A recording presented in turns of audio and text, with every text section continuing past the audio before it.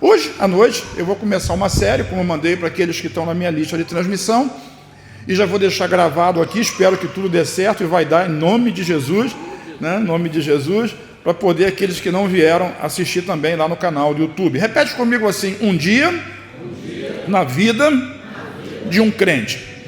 E vou mostrar as expectativas de Deus dentro de um texto de Atos dos Apóstolos, que foi um dia corriqueiro na vida de Pedro e de João, um dia como outro qualquer, e como Deus abriu portas, possibilidades, oportunidades, e como aquilo gerou uma expectativa da parte de Deus extraordinária, e como coisas extravagantes assim, tremendas aconteceram por causa daquele dia. Diga, um dia.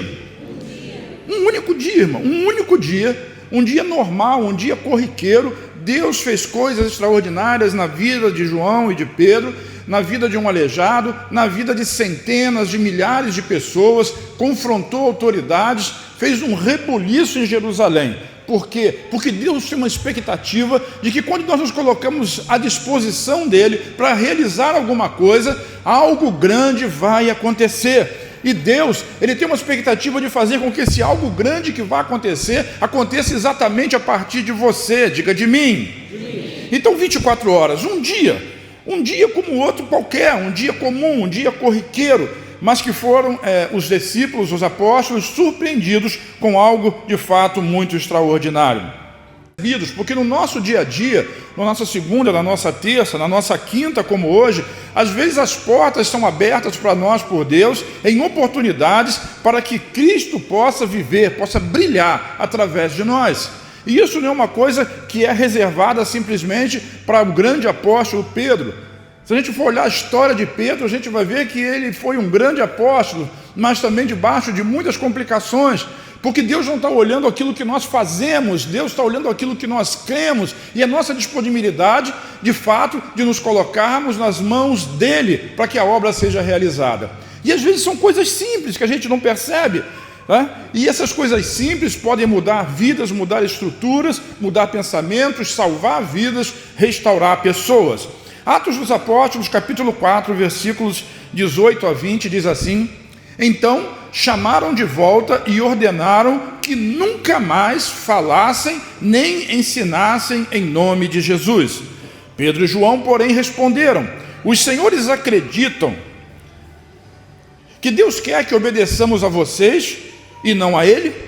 Não podemos falar juntos? Não podemos deixar de falar do que vimos e do que ouvimos. Esse texto é emblemático, porque lá no final do capítulo, eu vou falar sobre isso semana que vem, ou na próxima semana, eles foram tirados da cadeia, trouxeram os apóstolos diante de Caifás, de Anás, da mesma turma que condenou Jesus à morte, e agora eles não tinham como argumentar, eles não tinham como bater, eles não tinham como açoitar Pedro e João. Por quê? Porque um aleijado agora estava curado, e o povo estava glorificando a Deus. E eles ficaram numa situação difícil. Então o que eles queriam? Que eles nunca mais pregassem no nome de Jesus. E Pedro e João, assim cheios do Espírito Santo, ele diz: agora vocês mesmos avaliem se eu devo obedecer a vocês ou a Deus. Pergunta para quem está do seu lado: quem você acha que vai obedecer? Você vai obedecer a Deus ou vai obedecer às pessoas? Você vai seguir o conselho de Deus ou vai seguir o conselho das pessoas?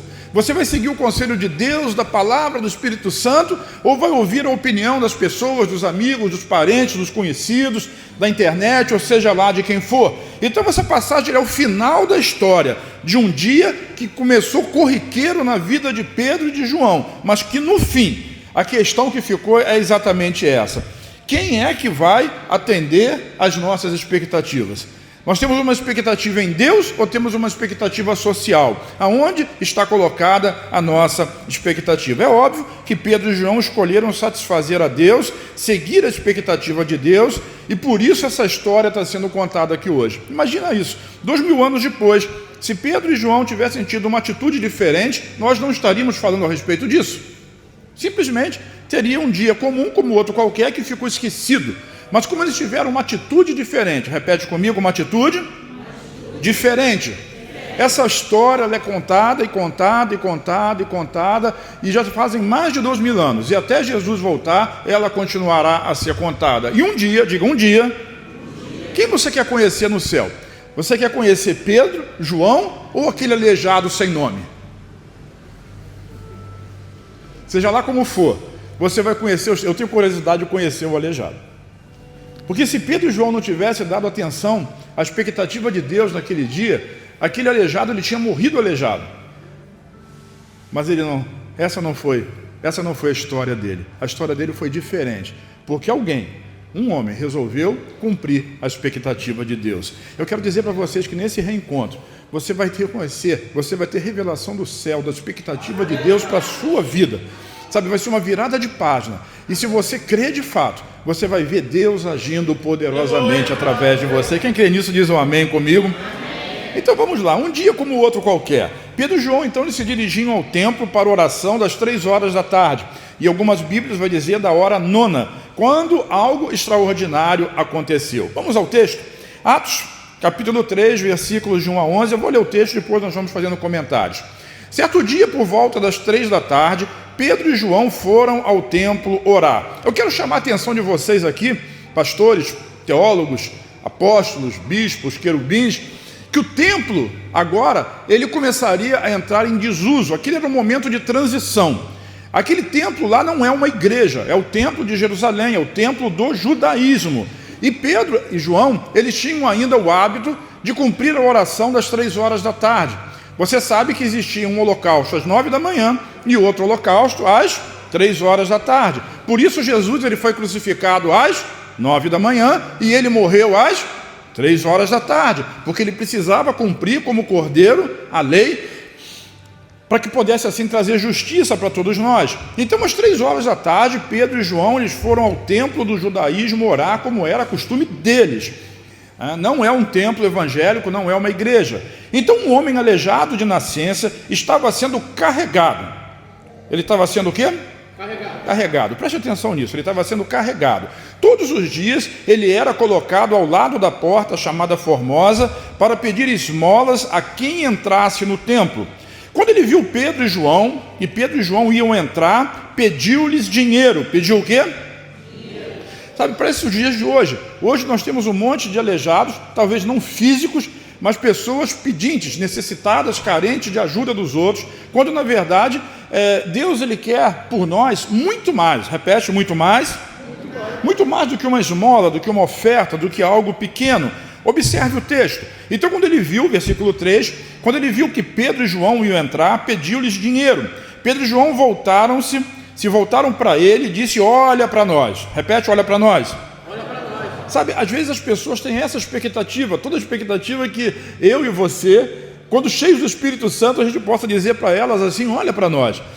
E a expectativa daquele homem era de receber dinheiro, mas a expectativa de Deus para aquele homem era algo muito maior, extremamente maior, sabe? Deus tem uma expectativa muito maior na sua vida, na sua família, nas suas coisas, do que simplesmente você ter um aumento, você conseguir um novo trabalho, ou você abrir a sua empresa, ou algo desse tipo. Deus tem mais para você.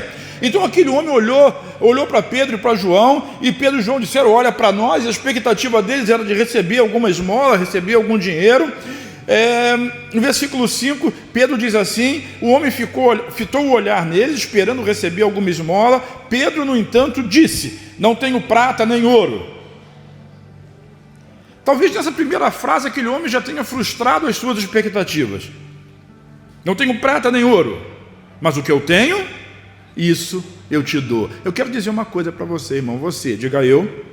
Você tem algo tão precioso dentro de você que vale muito mais, diga muito mais do que dinheiro, muito mais do que real, muito mais do que fazer um pix, muito mais que entregar ouro ou dólar, porque dentro de você habita o Espírito Santo de Deus. E o Espírito Santo ele é muito mais precioso para mudar uma história, para mudar uma vida, para restaurar uma família, e as pessoas precisam disso. É disso que as pessoas precisam.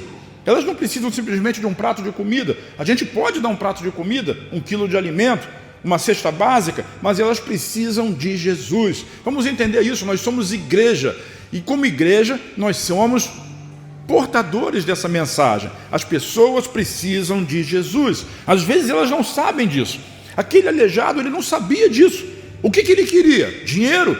Mas Deus tinha algo muito maior para eles. Deus tinha para ele as suas pernas firmes e uma nova vida ao lado do Senhor. Diz amém?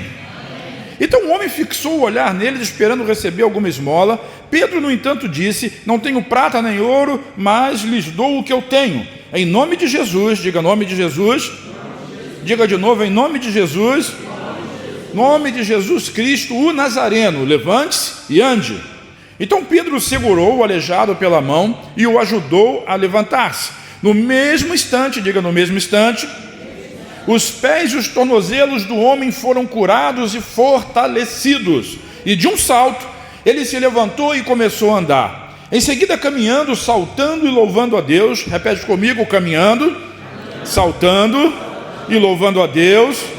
Entrou no templo com ele. Sabe, Deus espera que a gente entre na presença dele. Como?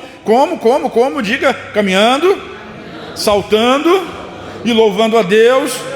Então assim eles entraram no templo, e aquele ex-aleijado, que a gente não sabe o nome dele, acompanhavam Pedro e João naquela jornada. Versículo 9 diz assim: quando o viram caminhar, ou seja, quando as pessoas viram aquilo que tinha acontecido e ouviram louvar a Deus, todos, diga todos, todos perceberam que era o mesmo mendigo que tantas vezes, diga tantas vezes.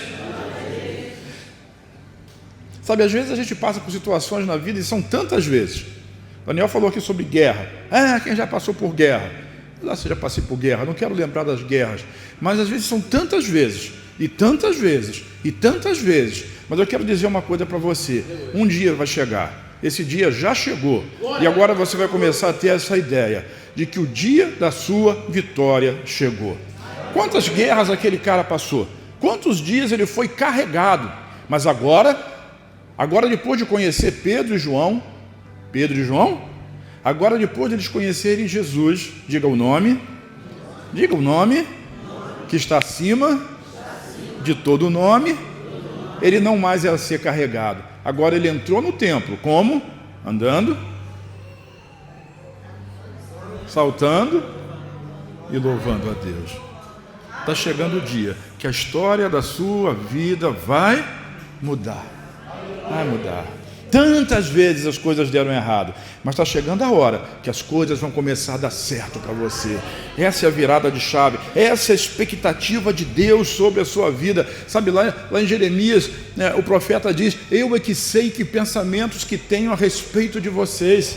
Sabe, às vezes a nossa expectativa com relação a nós mesmos é uma expectativa tão ruim, mas a expectativa de Deus com relação a nós é uma expectativa boa. Eu é que sei que pensamentos que tenho a respeito de vocês, pensamentos de paz e não de mal, para dar para vocês um fim, um futuro com esperança. Quem quer um futuro com esperança? Amém? Essa é a vontade de Deus para a sua vida.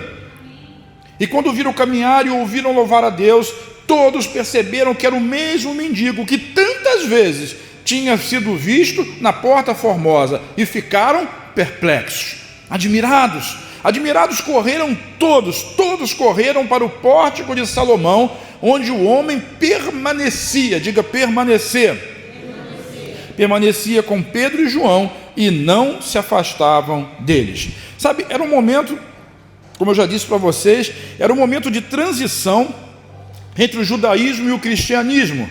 Todo mundo sabe, e a gente canta muito isso: o véu do templo se rasgou. Quem já cantou isso? O véu do templo se rasgou e agora eu posso entrar aonde? No santo lugar. Quem rasgou o véu do templo? Nós sabemos quando. Quando Jesus expirou e disse: em tuas mãos entrego o meu espírito, o véu do templo se rasga de alto a baixo. Quem rasgou o véu? Deus rasgou o véu. Diga Deus. Então a gente canta isso, de fato, agora nós podemos entrar, mas a verdade maior por trás disso é que agora Deus, ele pode sair. E Deus saiu. E onde é que ele está agora? Já parou para pensar nisso? Deus, na pessoa do Espírito Santo, agora ele faz habitação em cada um de nós. É por isso que Tiago, lá em Atos capítulo 15, se lhe refere ao tabernáculo caído de Davi, e diz que Deus o reconstruiria, e ele reconstruiu. Diga: eu sou Eu sou. Está com frio, irmão? Eu sou o tabernáculo, eu sou a tenda caída de Davi, eu sou a morada do Espírito Santo. É disso que eu estou falando. E naquela transição, você sabe o que os judeus fizeram com aquilo? O véu se rasgou, houve terremotos naquele lugar, trevas, um eclipse completo parou por cima de Jerusalém naquele dia. Jesus morreu e ninguém ficou perguntando na expectativa do que tinha acontecido. Sabe o que os sacerdotes fizeram? Costuraram o véu de novo. Como é que alguém costura alguma coisa que Deus rasgou? Como é que alguém quer voltar a uma aliança antiga que o próprio Deus já rompeu? Ele rompeu o véu. O véu era o lugar do Santo dos Santos, onde ninguém podia entrar. E agora você pode, diga eu posso. E tem um monte de gente por aí pregando ainda. Pregando sobre isso, que é a sua grande santidade, a sua grande justiça, o seu, que vão te levar à presença de Deus, quando não, é tudo por Ele. É o nome que está acima de todo nome, não tem nada a ver contigo, tudo que tem a ver com você é só você acreditar, é só você crer, é Ele que vai te levar ao lugar santo, ao santo lugar. Então o véu do templo já havia sido rasgado por Deus, e mais ainda, se você for olhar a história, a religiosidade daquele povo era tão grande, que não bastou rasgar o véu, era preciso destruir o templo. E alguns anos depois, Deus fez com que o templo fosse destruído, e não foi reerguido até hoje. E já se passaram mais de 2000 anos. E está lá. Tem uma mesquita no lugar do templo. E quando ele for reconstruído, e vai ser, amém? Amém. Se você estiver aqui na terra ainda, sabe que quando aquele templo for reconstruído, é porque o anticristo vai estar reinando. E você pode contar, 7 anos, Jesus vai voltar fisicamente para essa terra, para reinar por 1000 anos, e depois para sempre, para sempre, para sempre, para sempre. Glória a Deus. Eu não vou falar sobre escatologia hoje, mas o que eu quero dizer para vocês é que existe uma expectativa de Deus. O que existe? Irmão, fica ligado. Existe uma expectativa de Deus. O que existe? Expectativa de Deus. Então, onde quer que você vá, onde quer que nós formos, nós estamos refletindo essa luz, esse brilho de Jesus, da palavra e do poder dele. Onde quer que nós nos reunamos, nós somos igreja de Jesus. Por isso a nossa força motriz que nos move aqui como igreja está na célula. Nós não somos templistas, nós temos uma casa onde nos reunimos, que pode estar sem o forro, pode estar sem o telhado, pode estar sem o piso. E na nossa história como Betel nós já tivemos todas essas coisas, num quartinho, numa sala, sem janela, sem piso, sem telhado. Mas a força motriz que nos move como igreja é o Espírito Santo dentro de nós, não é o templo. O véu do templo se rasgou, nós somos uma igreja em célula, e onde nós nos reunimos, 2 ou 3, não é assim que Jesus ensinou? 2 ou 3 em meu nome, ali eu estou, aonde? No meio deles. É a convicção de uma igreja celular, é uma convicção que cada um de nós, diga eu, sou um ministro. Ministro não é o pastor, não é o apóstolo, não é o diácono, não é o evangelista, não é o título. Ministro é o Espírito Santo agindo através de você. Quando Pedro e João disseram para aquele cara, olha para nós, aquele sujeito não sabia que era o grande apóstolo Pedro e o fantástico apóstolo João. Não, eram só 2 caras entrando no templo. 2 caras, como podia ser você e mais alguém, algum conhecido, você, irmã, com a sua parente, com o seu marido. Mas a expectativa ali não estava na pessoa. Nós precisamos transferir a expectativa para Jesus. Diga, para Jesus. Sabe quando as pessoas se aproximam de você, elas vão se aproximar, as oportunidades vão ser franqueadas. O que você precisa fazer? Mostrar-se para a pessoa? Não, diga não. O que você precisa? Mostrar Jesus para a pessoa.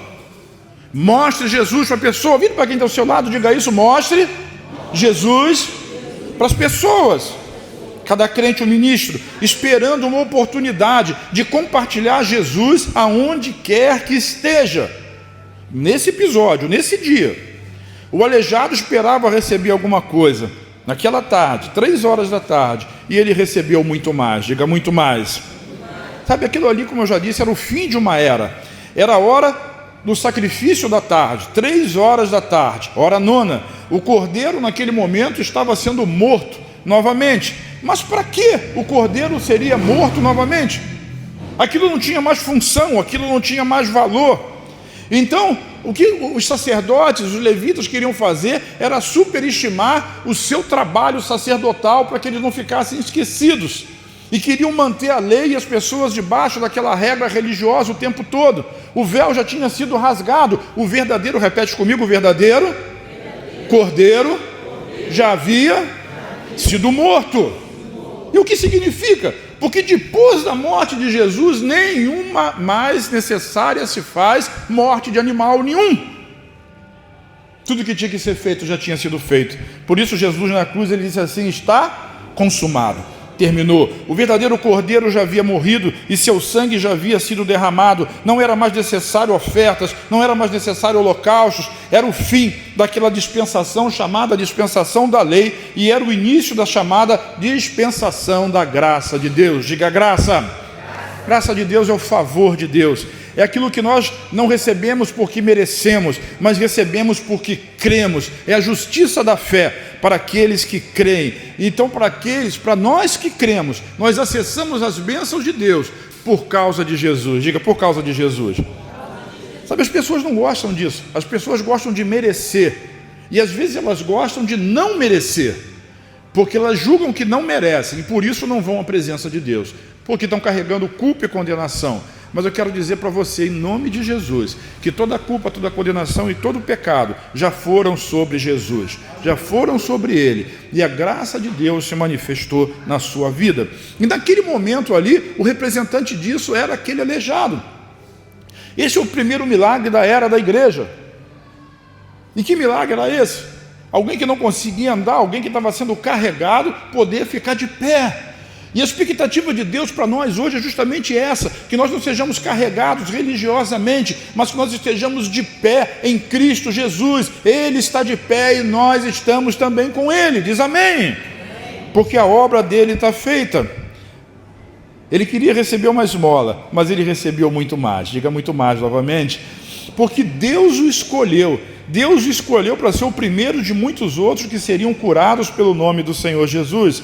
O cordeiro do sacrifício já não significava nada, os ritos religiosos já não significavam nada, o sumo sacerdote perdeu a sua importância temporal, porque agora nós temos um sumo sacerdote atemporal. Diga atemporal. Fora do tempo, é Jesus, e ele está à destra do Pai, à direita de Deus no trono. Então, Pedro, ele sintetizou tudo isso ao gerar mais expectativa naquele homem, quando ele diz para o sujeito: olha para nós. Você tem coragem de dizer para alguém: olha para mim? Alguém que está esperando receber alguma coisa e você não tem o que ele quer. O que ele queria? Dinheiro. Pedro não tinha dinheiro para dar para ele, mas ele diz: olha para mim, sabe? Deus quer que você tenha essa coragem. A expectativa de Deus é que você creia o suficiente para compreender que você tem a resposta que o mundo precisa. Você tem a resposta que as pessoas que estão perto de você precisam. Talvez você não pense nisso, porque quando você raciocina, você vai ver os seus erros, os seus defeitos, os seus problemas, mas quando Deus olha para você, Ele vê Jesus, Ele vê o Espírito Santo habitando em você, e sim, você tem a resposta de Deus para curar e para salvar as pessoas. Qual é a expectativa quando as pessoas olham para nós? Qual é a expectativa das pessoas quando elas olham para nós?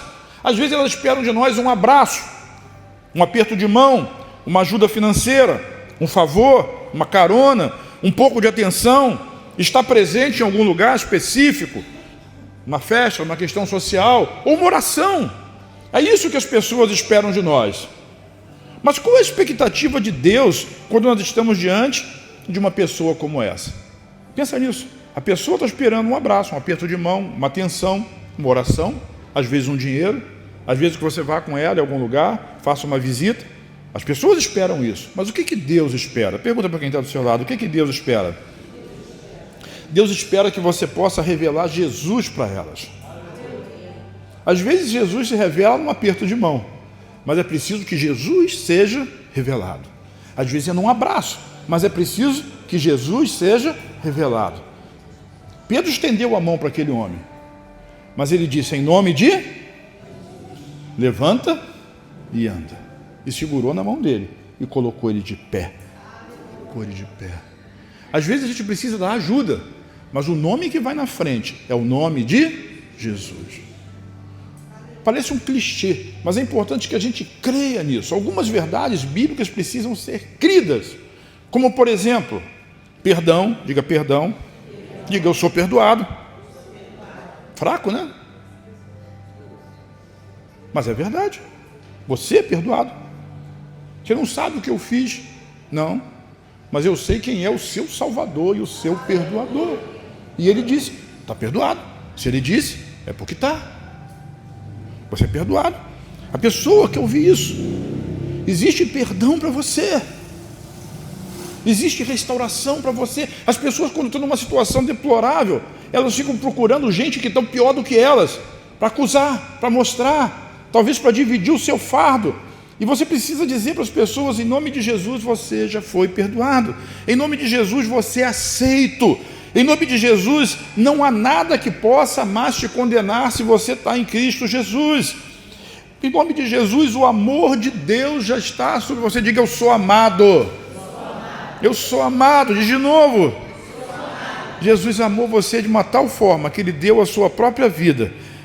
E sabe, junto com a vida que Jesus deu naquela cruz, vem um pacote junto. Um pacote de bênçãos incontáveis e inenarráveis. Essa é a expectativa de Deus, é que você viva o melhor dessa terra, é que você desfrute do melhor dessa terra, é que você aproveite o melhor de Deus na sua vida. Não significa dizer uma ausência de lutas, mas significa dizer que há um poder maior agindo na sua vida. O mesmo poder que é maior do que o poder da paralisia daquele aleijado é o nome de Jesus. O mesmo poder do nome de Jesus é maior do que o seu problema. E nós não temos nenhum aleijado aqui, mas no nome de Jesus, o que ele está dizendo para você hoje é levanta e anda. E esse testemunho foi algo extraordinário. Agora aquele cara, ele saltava, ele louvava, ele corria e todo mundo ficou sabendo o que tinha acontecido com ele. Sabe, isso é avivamento. Todo mundo ficou sabendo, o povo todo ficou sabendo, todo mundo queria ver o ex-aleijado. Todo mundo queria ver aquele que era carregado agora andando, cantando e gritando. Essa é a ideia de Deus é que nós sejamos testemunhas vivas daquilo que Ele fez. A expectativa dele é que, isso é do reencontro, né? Eu vou adiantar só um pedacinho para você. A expectativa dele é que você queime, mas sem se consumir. Sabe, às vezes um problema dos crentes é que o crente queima, mas ele se consome. Ele se sente consumido pela obra, pela religião, pelas obrigações. E a expectativa de Deus é que você queime, como aquela sarça, mas não se consuma. Você não vai se consumir, o fogo de Deus vai incendiar o seu coração e você não vai mais se consumir. Então ali houve um mover, houve algo extraordinário da parte de Deus. O testemunho daquele homem foi algo assim tão tremendo, que todas as pessoas foram ver com grande expectativa aquilo que tinha acontecido com aquele homem. Sabe? E ele estava lá, firme, diga firme. Firme aonde? Junto de Pedro e João. Ele não se afastou mais, sabe? A gente tem que andar junto, diga junto. A gente tem que andar junto quando a gente está, pelo menos começando, andar junto com aqueles que nos dão força, aqueles que nos sustentam, aqueles que nos desafiam, aqueles que nos seguram e aqueles que nos mantêm de pé. E em algum momento a gente tem que deixar um pouquinho para lá aqueles que ficam chamando a gente para outras coisas, desviando a nossa atenção, e firmar-se naqueles que são verdadeiros colunas consolidadores de uma palavra. Então Pedro, ele reconheceu aquela extraordinária oportunidade, e naquele momento, num dia comum, talvez um dia como hoje, que muita gente não vê na igreja, talvez tenha ficado paralisado por causa do frio, ou de alguma outra circunstância qualquer, mas você veio. E se você veio a algo extraordinário que Deus queria tratar exatamente e especialmente com você. Talvez você não seja o aleijado que ficou em pé, mas talvez você seja uma daquelas pessoas da multidão que hoje estão compreendendo que sim, Deus quer fazer algo extraordinário na sua vida. Diz amém? Sabe, essa expectativa de Deus para nós, a expectativa dele, como nós falamos domingo, é que nós ouçamos a voz dele. E se eu ouço a voz de Deus, a voz de Jesus, porque as minhas ovelhas conhecem a minha voz, e eu as conheço, e elas me seguem. Quantos seguem a Jesus aqui? Fica de pé, então, em nome do Senhor Jesus. Semana que vem eu continuo com essa palavra.